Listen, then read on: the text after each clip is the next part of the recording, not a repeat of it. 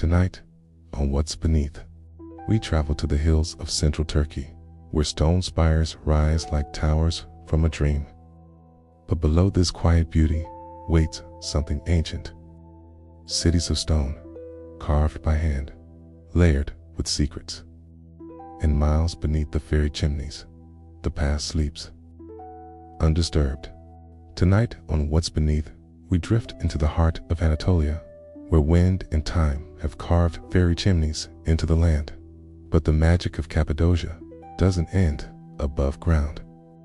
Beneath this otherworldly landscape lies something far older and far more secret.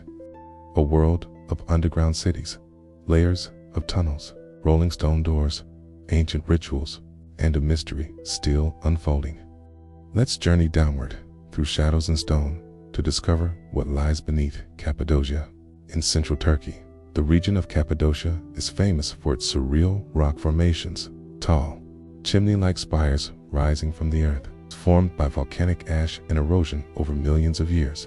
This landscape looks like something from a dream, but its most astonishing feature is hidden beneath the surface. Underground cities, not just one, but more than 200 interconnected cave systems carved from soft volcanic rock.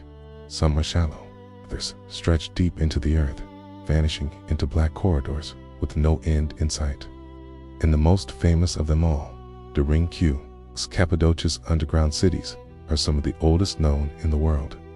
Historians and archaeologists believe that these cities date back as far as the 8th century BC, with some evidence pointing to even earlier origins. While the exact purpose of these subterranean complexes has been debated for centuries, it is generally agreed that they were used as refuges during times of war and invasion. The Hittites are often credited with being the first to carve out these underground dwellings. During their reign in the region, the Hittites were often at war with neighboring civilizations. The vast underground networks provided a safe haven from invaders, allowing entire communities to survive undetected for months at a time.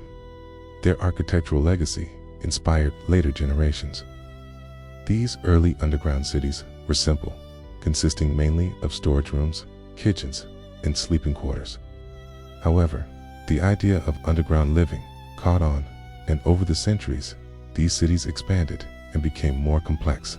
They were built for survival. Cappadocia was a crossroads, a target of raids, invasions, and religious persecution. Christians fleeing Roman oppression expanded these tunnels to hide entire communities. Refugees and monks found solace in the cool stone halls, carving crosses into walls and building sanctuaries from silence. Derinkuyu, the largest known underground city, could house up to 20,000 people. Its families lived, worshipped, worked, and waited beneath the soil. It's 20,000 lives living quietly beneath the earth. Derinkuyu descends 18 levels deep, more than 280 feet below the surface.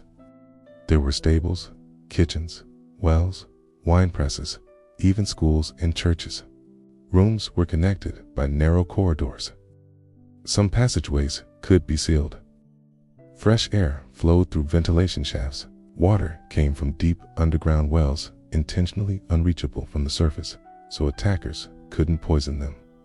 They contained everything needed to sustain life underground, including churches, schools, water wells, stables, and even wine cellars. Each city was equipped with stone doors that could be rolled across entrance tunnels to seal off the inhabitants from the outside world in case of an attack. Each level was designed with safety in mind and silence. The deeper one went, the quieter it became. Silence wasn't just protection, it was sacred. The soft volcanic tuff, a soft volcanic rock, made digging and hiding easy, made it possible to dig and to disappear.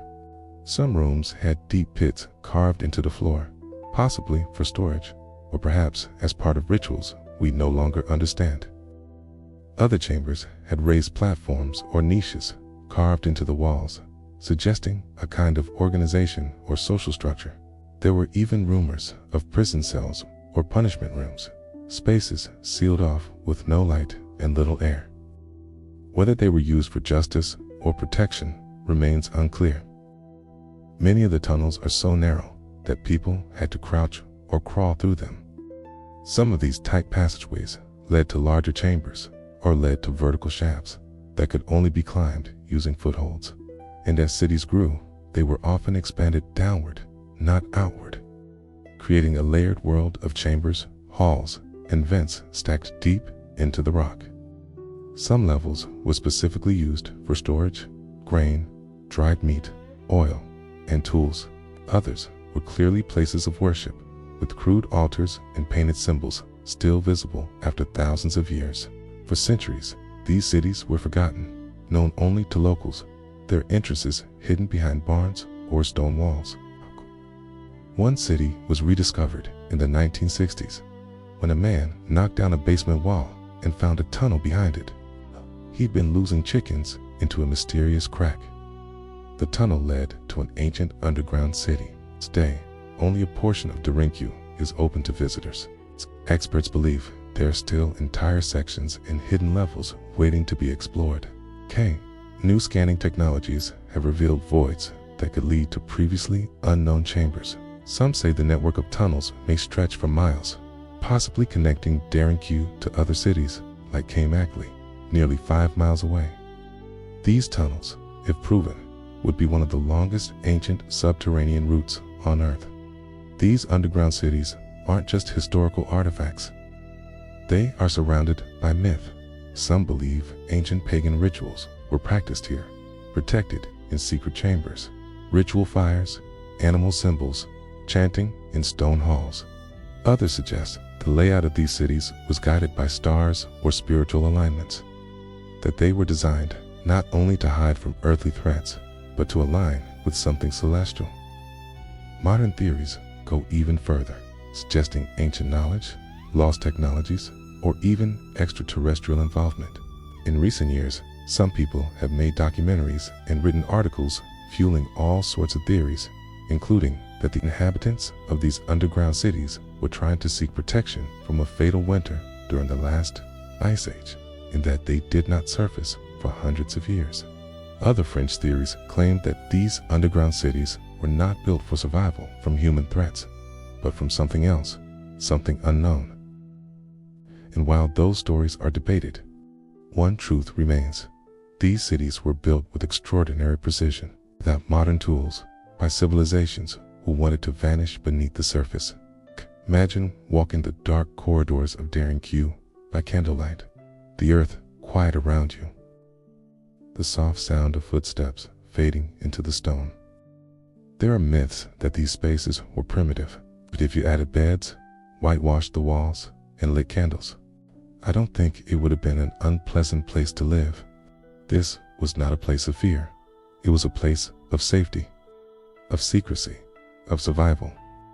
And even now, centuries later, its walls still hold the stories of people who lived in silence beneath a sky of stone. So the next time you dream of adventure, remember this. Sometimes the greatest journeys are the ones that lead underground.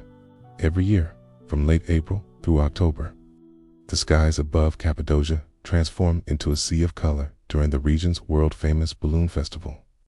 At sunrise, more than 100 hot air balloons rise quietly over the fairy chimneys and valleys, carrying thousands of visitors in gentle flight.